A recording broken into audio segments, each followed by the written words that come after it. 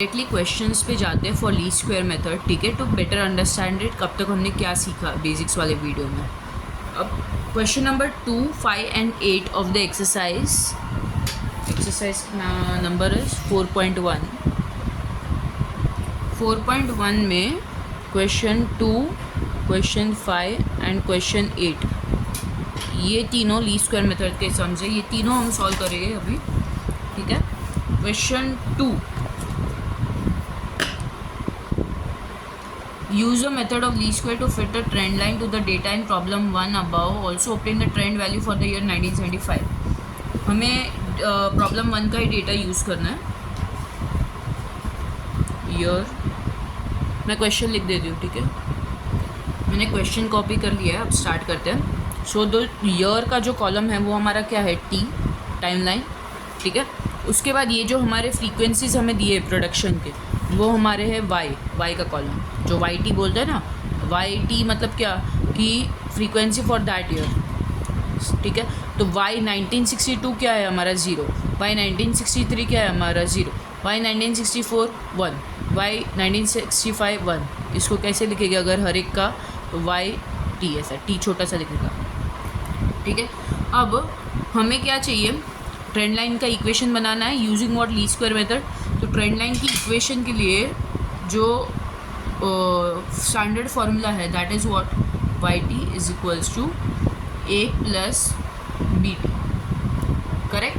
But T की value बहुत बड़ी होती है, जैसे कि 1962 63 4 डिजिट की वैल्यू है, इसलिए हम टी को किस में कन्वर्ट कर देते हैं,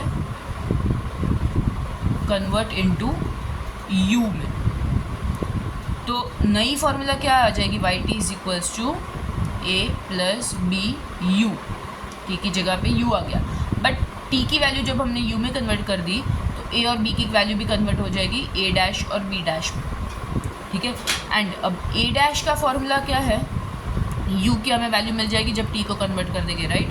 अब ए डैश और बी डैश का फॉर्मूला क्या है, ए डैश का फॉर्मूला है summation Y T upon N for A dash, and B dash का summation you Y T upon summation you square. जहाँ जहाँ पे वाई टी है वहाँ पे I use summation Y and, ठीक है। तो ए डैश का क्या मिल गया, summation Y upon N, B dash का summation you y upon summation you square. ये कैसे मिला याद है, यहाँ पे एन इस साइड आ जाएगा तो क्या बन जाएगा, N into A dash is equal to summation Y.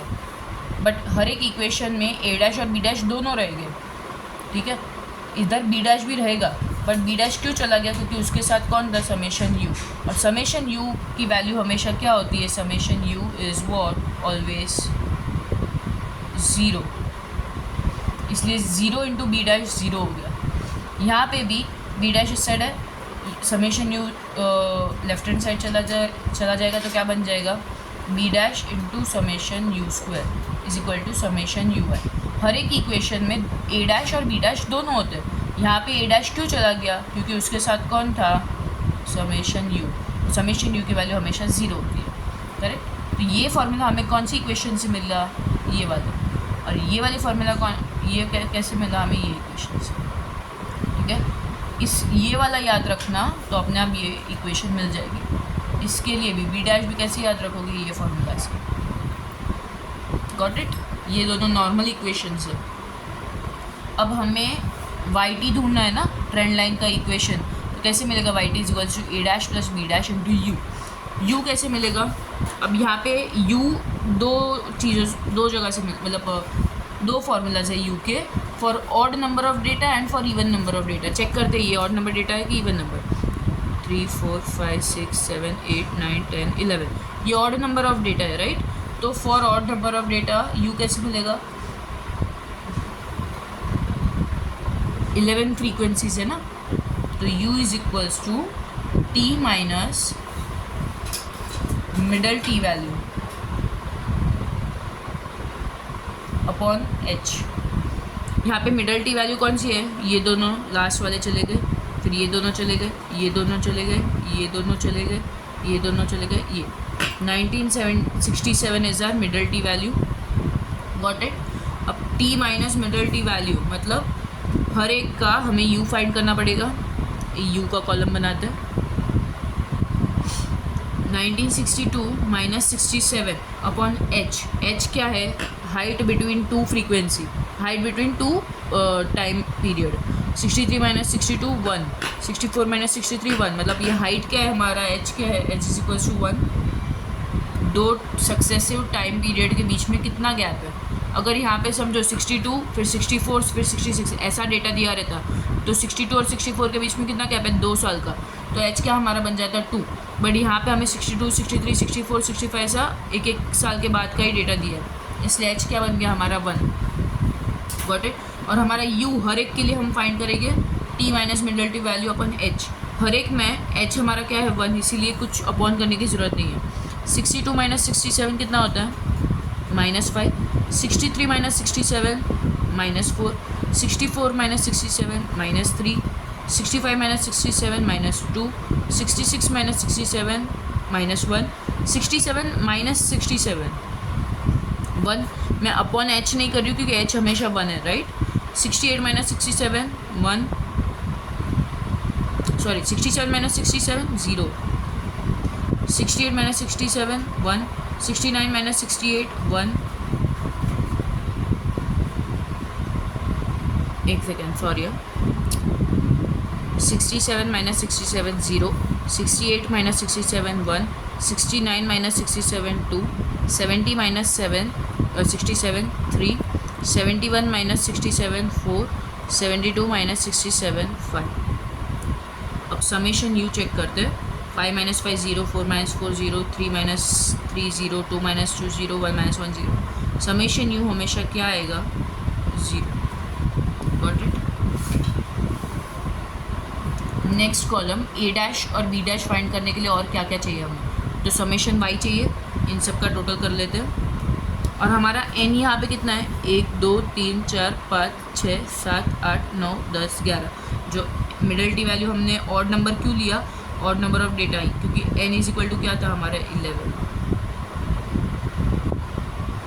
ठीक है, अब क्या फाइंड करना है? समेशन वाई, इन सब का टोटल 0 0 2 6 7 8 12 21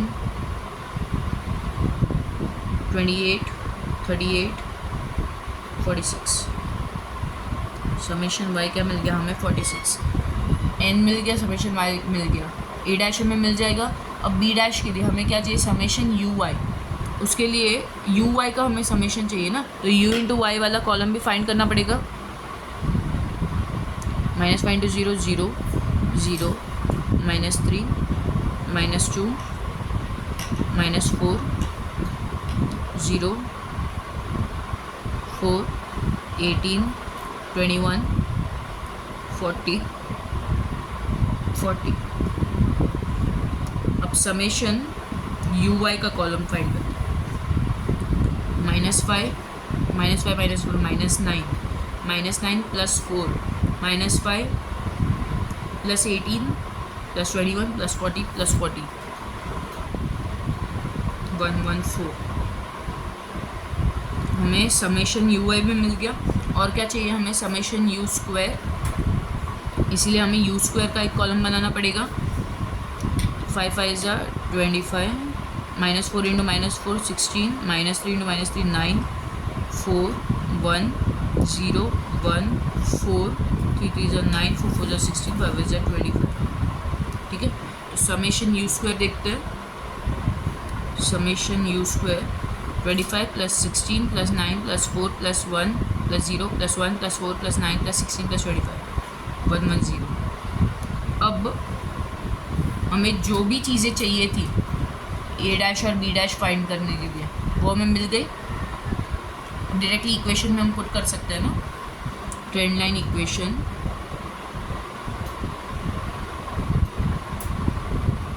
ट्रेंड लाइन की इक्वेशन क्या है? Y T is equals to A dash find करेंगे। पहले ए डैश फाइंड कर ले। समेशन वाई 46 अपॉन n कितना है? 11।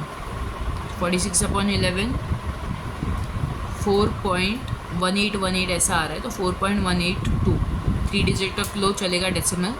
और अब बी डैश फाइंड करते हैं। बी डैश की फॉर्मूला क्या है, summation you y upon summation you square. Summation you y क्या है 114 upon summation you square 110।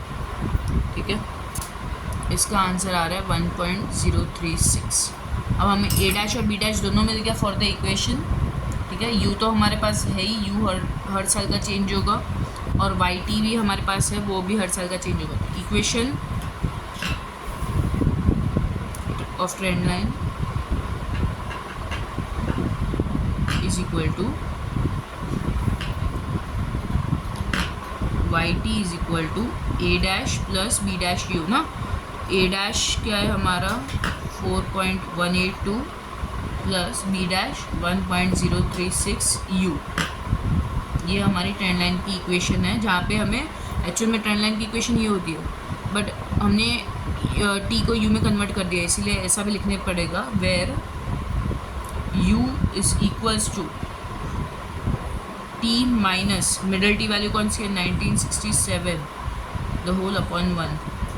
But हमें ट्रेंड लाइन की इक्वेशन मिल गई। अब और क्या फाइंड करना है इसमें, using the question 2 right, trend value for the year 1975। हमें 75 का फोरकास्ट करना है ट्रेंड वैल्यू, तो y for 1975 will be what, a dash plus B dash into U. You of 1975 क्या रहेगा 4.182 प्लस 1.036। यू ऑफ 1975 क्या रहेगा, यू क्या होता है एक्चुअल में t minus middle T value of h ना, तो यू फॉर 1975 विल बी 1975 माइनस 1967 upon 1। U is equal to क्या मिल जाएगा हमें 75 माइनस 67 8, तो यहाँ पे क्या आ जाएगा 8। तो y for 1975 will B 4.182 plus 1.036 into 8। ठीक है, 1.036 इंटू 8 कितना आ रहा है 8.288। 4.182 प्लस 8.288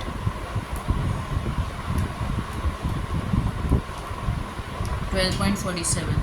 y फॉर 1975 क्या आ रहा है हमारा 12.47।